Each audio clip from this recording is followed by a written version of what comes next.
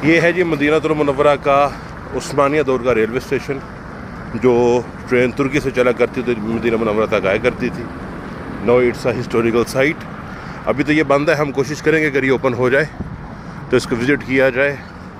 इसमें उस दौर की ट्रेन के कुछ पार्ट्स वगैरह और कुछ जो है वो तारीख़ी अशिया भी मौजूद हैं, कहने वालों का कहना है। तो इंशाल्लाह अगर ये ओपन होता तो हम इसको इंशाल्लाह देखेंगे। और ये बिल्कुल उसके साथ ही दौरे उस्मानिया की एक खूबसूरत मस्जिद, बिल्कुल वैसी जैसी आप अर्तुगरुल गाज़ी में देख चुके, जैसे आप सलाहुद्दीन अय्यूबी के दौर में देखते हैं। बहुत खूबसूरत मस्जिद है ये, और इसकी जो बनावट है वही बताती है कि ये उस्मानिया दौर की मस्जिद है।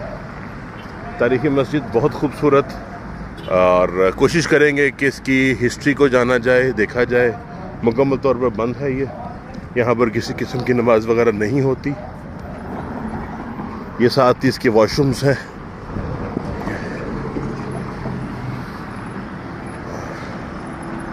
ये देखें जी, एसी लगे हुए हैं। फ़िलहाल ये मस्जिद बंद है।